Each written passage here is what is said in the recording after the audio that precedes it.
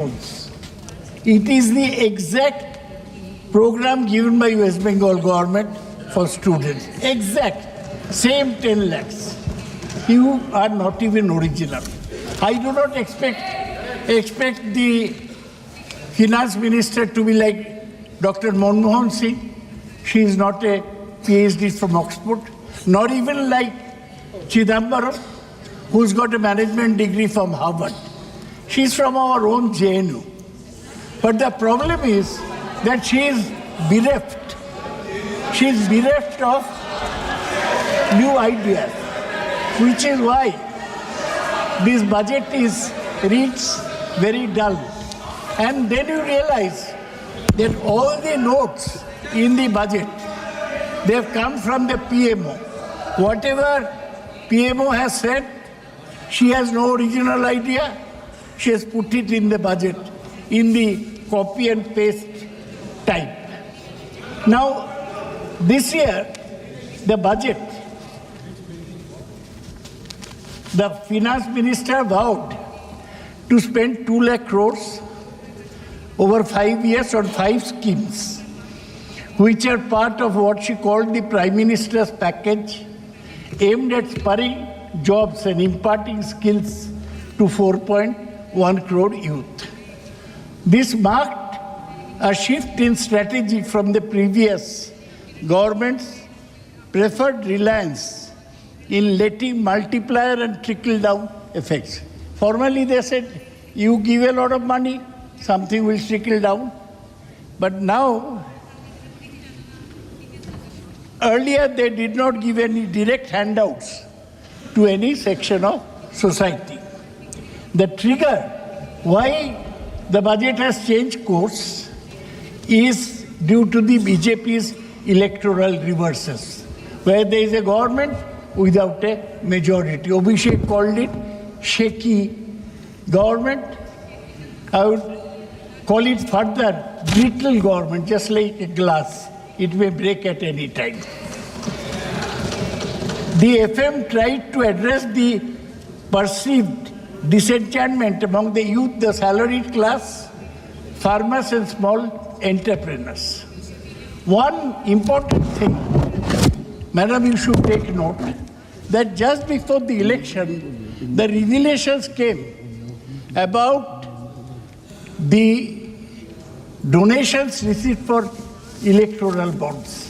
BJP alone got 50% of all electoral bonds received by all political parties, 50%. Which meant what? This is a government of the moneyed class. As some people say, of the Adanis and Ambanis who contributed to your election, even to yours, Nishikantji. Please don't forget. आपने देखा है? Did you see the revelations? Let him speak. Given to आप जब बोलेंगे तब जवाब दे देंगे. अरे अदानी को एक टाइटल है. आप बैठिए, बोलने दीजिए. नाम, madam, name will be taken. Adani किसी को नाम नहीं है, टाइटल है. बोल दिया. नहीं, आप क्यों बोलेंगे? खत्म कर दीजिए. क्यों बोलेंगे? खत्म करने दीजिए. क्यों बोलेंगे? क्यों बोलेंगे? तो नाम बात कीजिए. बोलছি. नाम बात कीजिए. बोलছি. नाम बात कीजिए.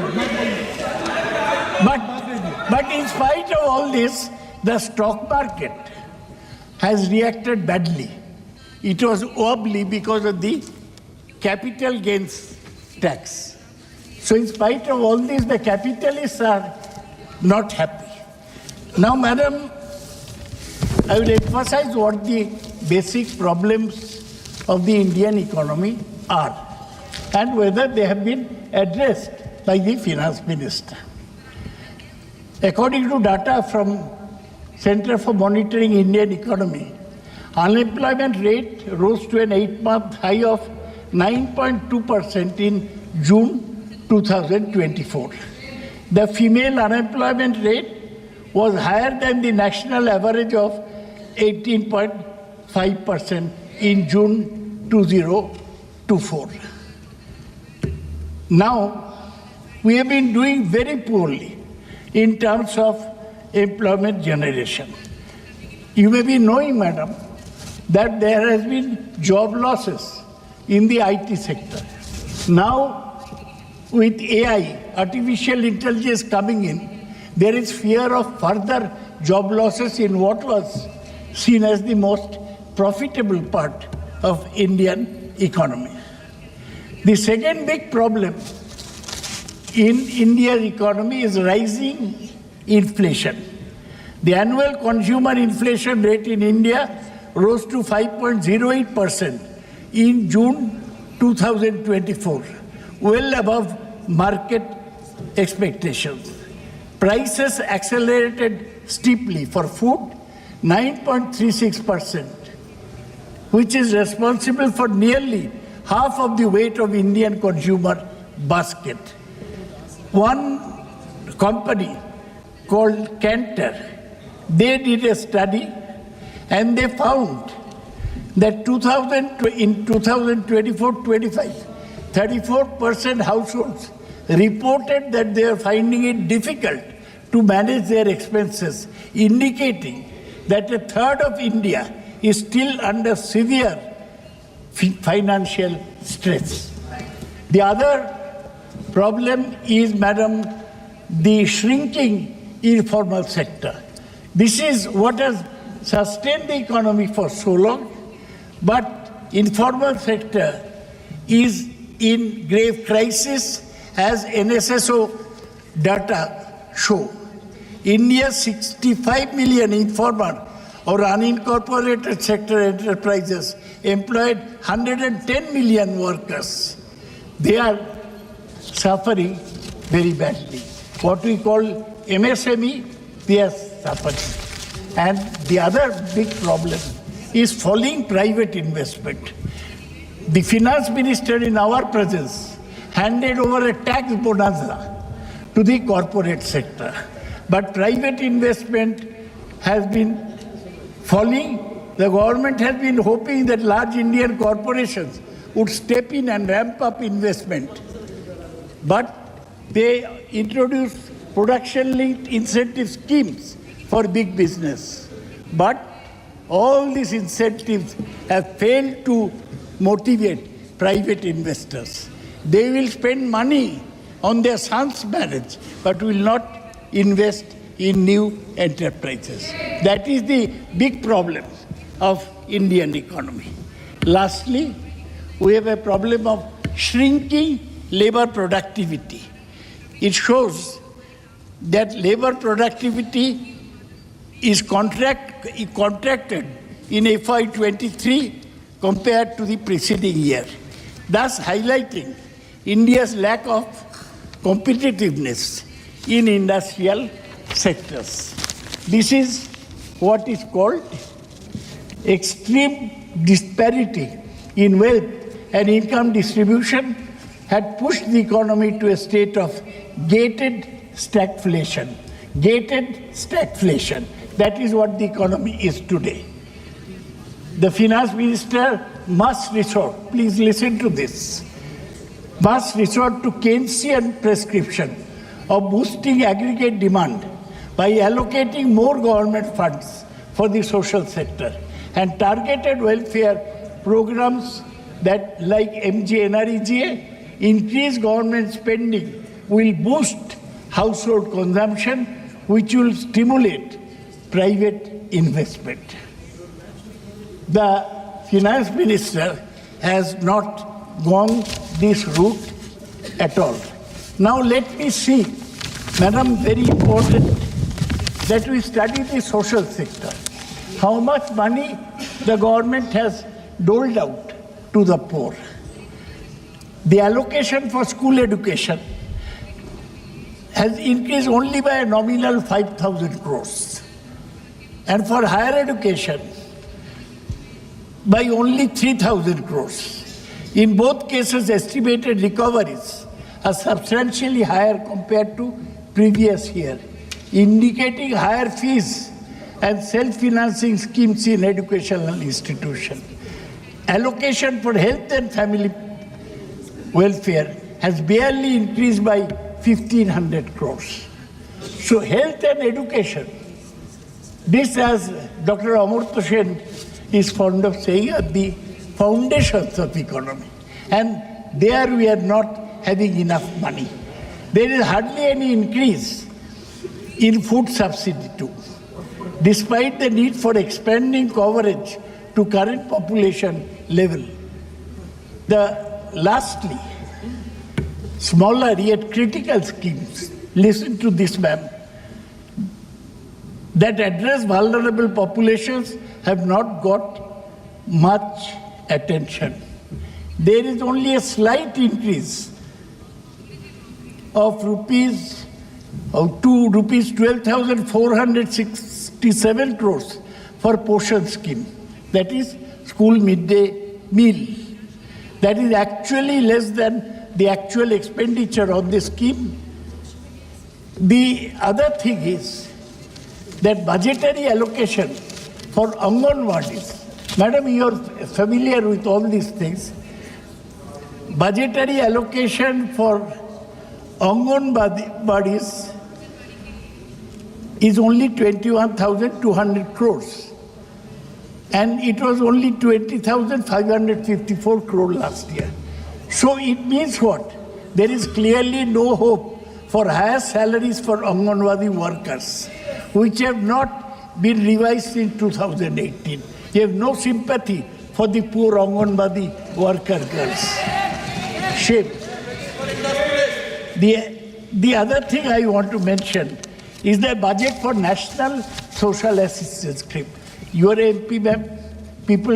Old people come to you for widow pension and disabled pension. Look at this. The budget for National Social Assistance Program, which gives social security pension to the elderly, single women and disabled, remains unchanged. Not a rupee is added at 9,652 crores, which means this is a reduction in real terms, taking into account inflation. Madam, please consider. Lastly, new package is, they say, Prime Minister's package for employment and skilling. Includes government-sponsored internships, formalization of jobs through incentives for EPFO, Employees Provident Fund Organization enrollment, and skill development programs. These schemes do not seem, Madam, may I say, that these schemes do not seem very impressive when one looks at the budgetary allocation. You say that you are taking care of unemployment, but the entire package has an allocation of rupees 2 lakh crore over a period of 5 years. How much? For 2 lakh crores in 5 years, 40,000 crores per year for employment generation. Further, the private sector is required to spend money towards this package from CSR funds. पहले क्या होता, private sector used to develop a school, a hospital, this and that. Now the Prime Minister is taking in the money from CSR funds by allowing this CSR fund through which companies contribute back to society in some minimal way are now mandated to be used towards subsidizing wages for themselves. How will this economy survive? Rather than discussing dampened demand, stagnant wage, and what can be done to revive employment, the announcement only includes supply side.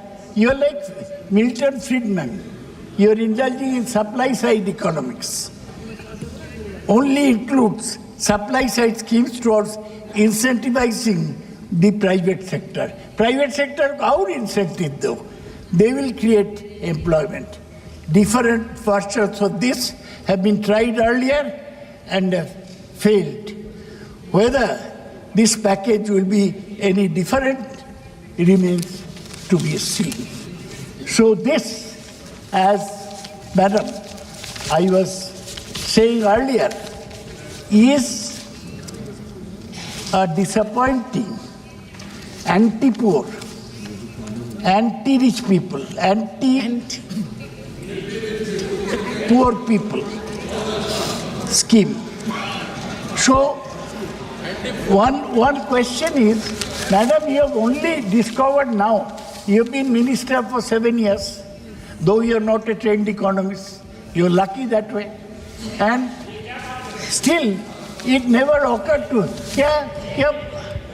She is not a trained economist. What's wrong in saying that?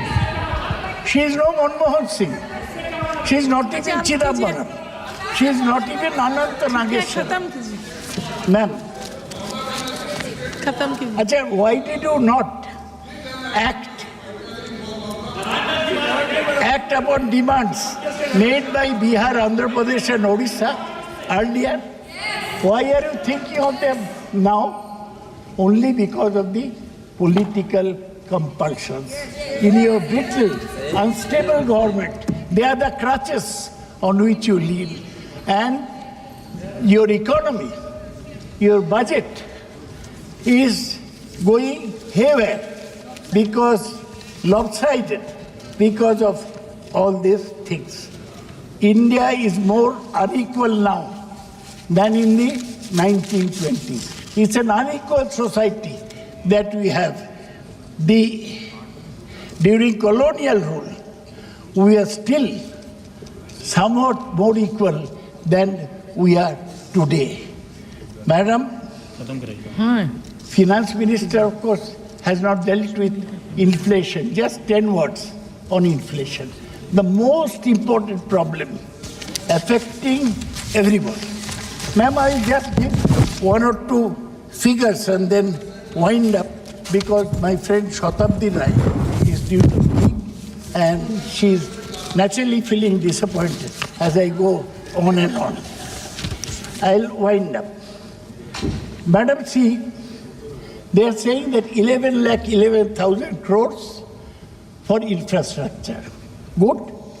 They think that that is the be-all panacea for all the ills affecting the ready medicine. Has it been? One infrastructure project, Madam, will take 5 to 10 years to complete. There is an infrastructure project in your area, Damdam Barasat metro line. How many years it has taken now? And it is nowhere near completion. Problem of infrastructure is that it is long-term spin-off, no short-term spin-off. This does not appeal. I'll give a figure. Even railway minister, they say Ashwini Vaishnav is a great railway minister. He has introduced Vande Bharat train. This year, FY24, railways at 5.42% of the budget. You know the budget is 48 lakh crores and the revenue is 32 lakh crores. Now railways have gone less, 5.42 to 5.3.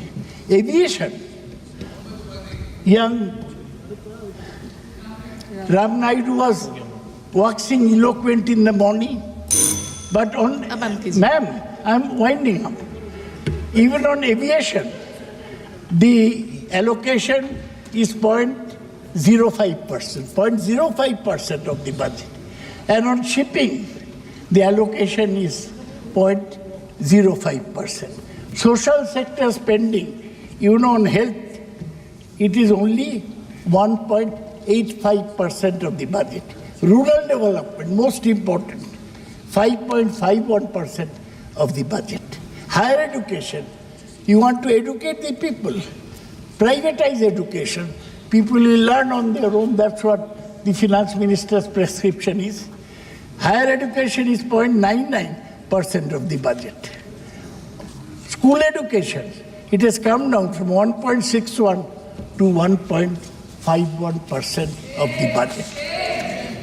Madam, this budget will not give relief to the poor in the country. This budget will not spur investment. This budget will not take from the rich and give it to the poor. And this budget will not stop conspicuous consumption by those who indulge in marriage feasts. This budget is for poor people to just look and gape at whatever happens in Mumbai. All the stars descending अभी अंत in कीजिए. Mumbai. Thank With you. that, ma'am, Thank you. I end my submission on the budget. Thank you. माननीय सांसद श्री वैजयंत पंडा जी.